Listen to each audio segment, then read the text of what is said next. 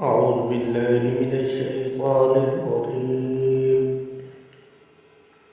بسم الله الرحمن الرحيم. الرجال قوامون على النساء بما فضل الله بعضهم على بعض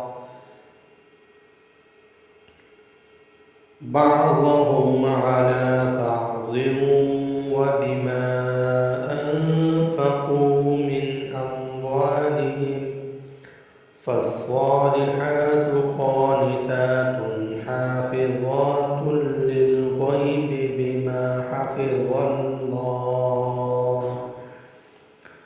واللاتي تخافون نشوزهن فعظوهن واهجروهن في المضاجع واضربوهن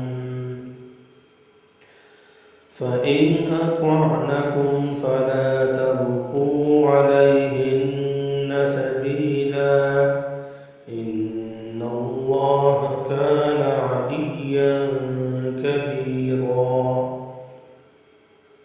وإن خفتم شقاق بينهما فابعثوا حكما من أهله وحكما من أهلها إن يريدا إصلاحا يوفق الله بينهما إن الله كان عليما خبيرا.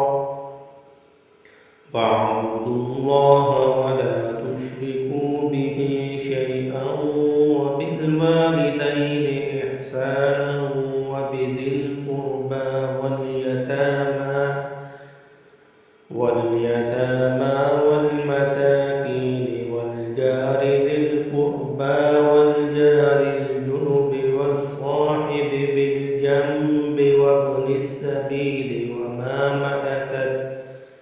وما ملكت أيمانكم إن الله لا يحب من كان مختالا فخورا.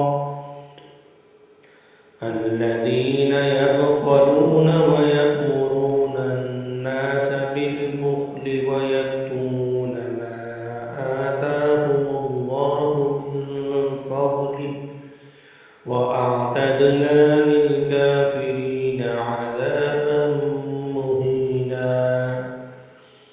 والذين ينفقون أموالهم رئاء الناس ولا يؤمنون بالله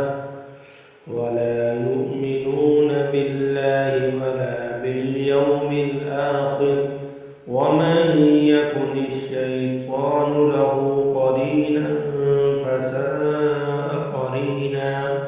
وماذا عليهم لو آمنوا بالله واليوم الآخر وأنفقوا